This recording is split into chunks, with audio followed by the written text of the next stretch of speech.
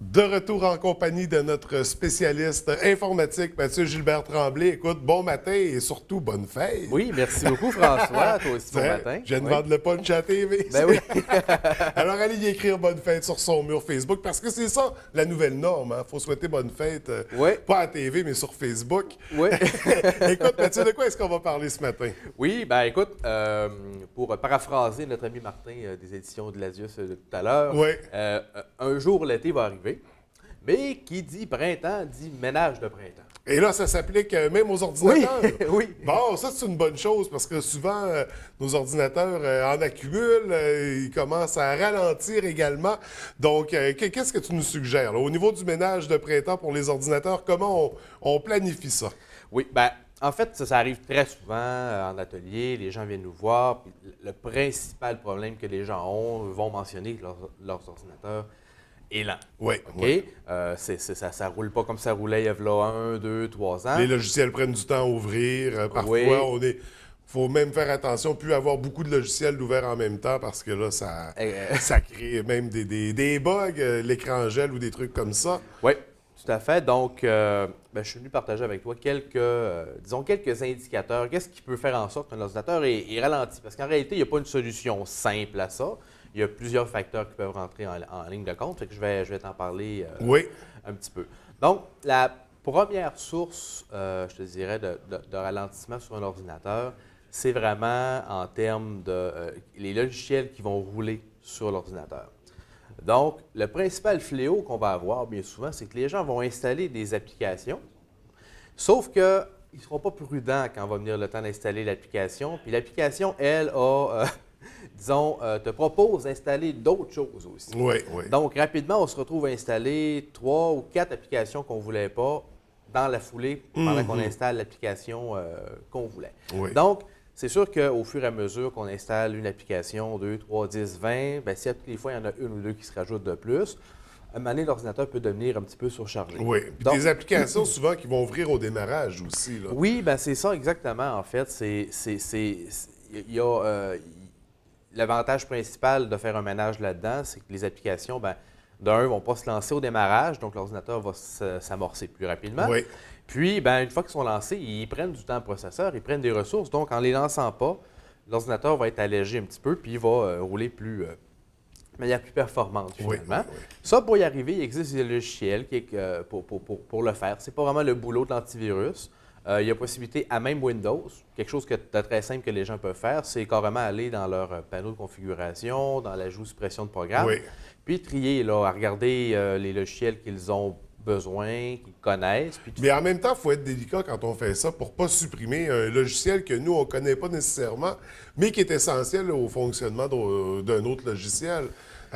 Parfois, j'imagine que ça oui, peut arriver. ça l'arrive. Je te dirais que c'est quand même plutôt rare. OK. Mais effectivement, ça l'arrive. Puis malheureusement, quand c'est supprimé, on ne peut pas comme désupprimer. Là. C'est pas à partir de là du moins. Oui, oui. Donc, c'est sûr que j'invite les gens à la prudence.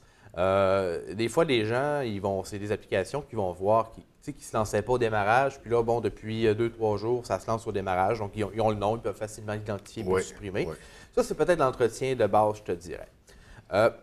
Sinon, un ordinateur qui devient lent, ça peut arriver qu'il soit juste à bout de souffle. OK? En informatique, il y a une sorte d'inflation, autrement dit. C'est-à-dire qu'au fur et à mesure qu'on installe des applications, les versions sont toujours de plus en plus récentes, puis ils vont toujours consommer de plus en plus de ressources. Oui. Donc, c'est normal que votre ordinateur, qui était une bombe il y a 5, 6, 7 ans, c'est normal que de nos jours, il roule un petit peu moins.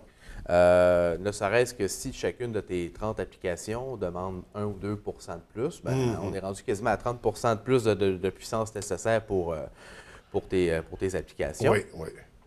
Donc, à ce moment-là, il y a plusieurs choses qu'on peut faire. On peut encore là faire du ménage dans nos applications, mais je te dirais le plus fréquent, les gens vont améliorer leurs ordinateurs. Donc, on peut, par exemple, racheter de la mémoire vive dans l'ordinateur. Ça, c'est quelque chose qu'on peut faire. On peut changer le processeur, on peut carrément changer l'ordinateur aussi, mais normalement, je te dirais, la plupart du temps, un bon ménage sur l'ordinateur va vraiment faire... Va faire une belle job. Va faire une belle job. On parle parfois de défragmentation aussi. Est-ce que c'est encore un truc qui est suggéré? Je te dirais moins un petit peu. Parce que la défragmentation, finalement, c'est ce qui permet, ça, c'est une big shot, ça permet de régler la fragmentation. Hein, puis la fragmentation, c'est un phénomène qui arrive, très, très brièvement, je vais t'expliquer, mais c'est exemple, au début, tous tes fichiers sont stockés. Imagine une bibliothèque avec 10 emplacements pour des livres, puis là, bon, tous tes livres, ils sont stockés un à la suite de l'autre. Puis, avec le temps, ben, tu prends un livre, puis quand il vient le temps de la remettre, la place est prise. Donc là, tu la remets dans une autre bibliothèque, puis là, tu fais ça. Puis là, éventuellement, ton fichier, il n'est pas juste sur la même tablette, il occupe 4-5 bibliothèques. Donc là, c'est plus long, parce que là, il faut que tu ailles chercher tes encyclopédies. Bon, le tome 1, 2, 3 est dans cette bibliothèque-là, le 4, 5, 6 est dans l'autre, puis ça prend beaucoup plus de temps. Avant, c'était vrai. Maintenant, le disque dur va gérer ça quasiment de manière en temps réel. Donc, autrement dit, oui, il va en avoir encore, mais jamais comme dans le temps. Tu te rappelleras avec Windows 95, 98, l'ordinateur, là, ça passait d'une poubelle à une bombe là, en faisant des fragmentations. Il n'y a plus rien qui marchait, on défragmentait, puis ça revenait flambant neuf. Maintenant, c'est un petit peu moins vrai de ce côté-là. Donc, c'est plus trop d'actualité. Est-ce que ça peut quand même aider au niveau de la performance? Ou... Ça peut aider, mais je te dirais vraiment... On fait d'abord un ménage. Oui. Parce que, en fait, là, une des sources principales, vraiment, là, je vais te donner un exemple. Les ordinateurs, maintenant, ont de plus en plus de mémoire vive, mais si vous avez un ordinateur qui est plus vieux un petit peu, puis qu'on atteint le maximum de la mémoire vive, par exemple, je ne sais pas, ton ordinateur, il y a 4 gigaoctets de mémoire à la maison, on installe des applications, il y en a d'autres qui se mettent à jour, puis 3-4 ans après, notre ordinateur consommerait un petit peu plus que 4 gigaoctets de mémoire, là, disons 5. Ouais. Confortable, il en faudrait 8.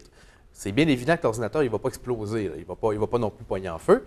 Lui, qu'est-ce qu'il va se faire? C'est qu'il va se créer de la mémoire virtuelle, qu'on appelle. Il va se servir de ton disque dur, puis il va se faire de la fausse mémoire pour lui faire croire que c'est de la mémoire. OK. Fait que l'ordinateur peut continuer à fonctionner, OK? Sauf que le disque dur, ben, c'est quasiment, je te dirais, 50 fois moins rapide que de la mémoire conventionnelle. Fait que ça va faire la job, mais c'est moins rapide. Fait que quand votre ordinateur, vous l'entendez gratter tout le temps, là, tu sais, espèce de bruit tout le temps, que quand vous ouvrez une fenêtre, ça elle affiche tranquillement. Puis bien souvent, c'est que votre mémoire est saturée, puis là, il est rendu à swapper, qu'on appelle en bon français, sur le disque dur. Puis là, ben, ça fonctionne, mais c'est ça.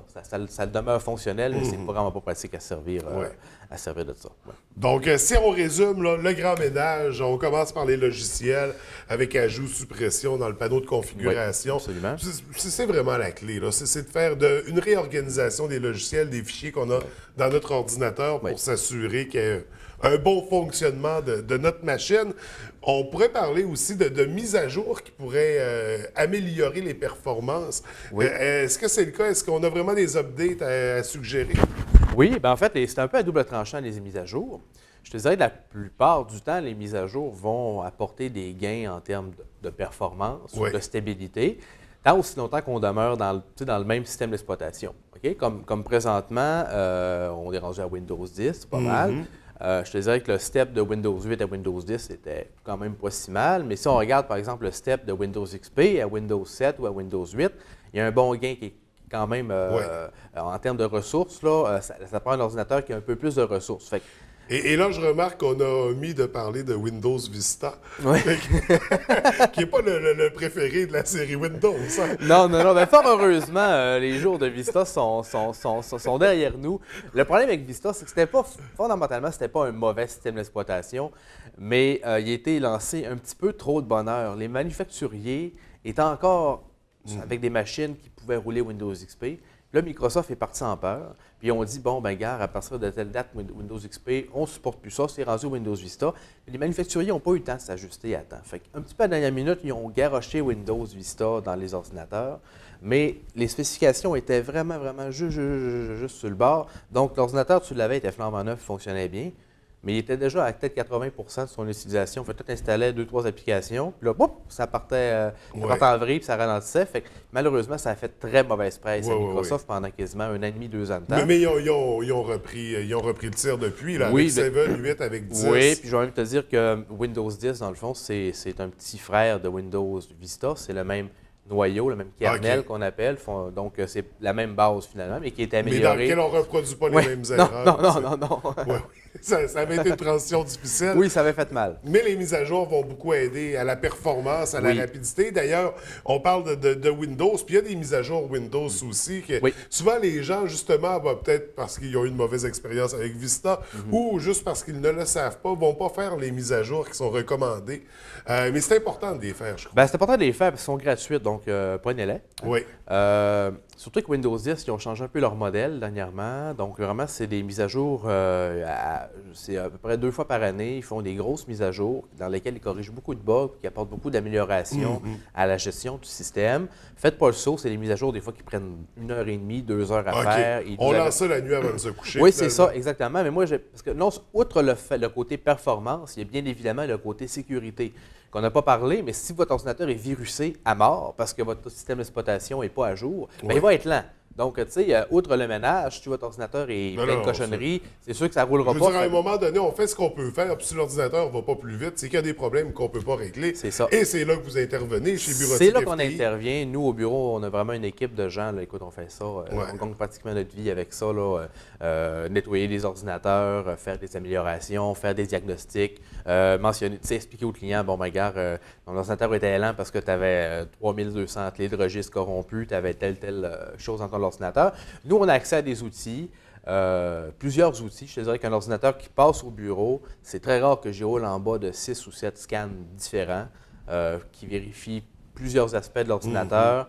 Que ce soit moi ou Martin au bureau ou Serge, on est très bon pour flairer des fois les problèmes que les logiciels ne voient pas. Fait que des fois, ça peut être des problèmes matériels aussi. Je ne l'ai pas mentionné, mais c'est plus rare un petit peu. Mais ça peut arriver que carrément ton disque dur soit en train de lâcher prise, ça je pourrais dire. Donc, on a des outils pour diagnostiquer ça.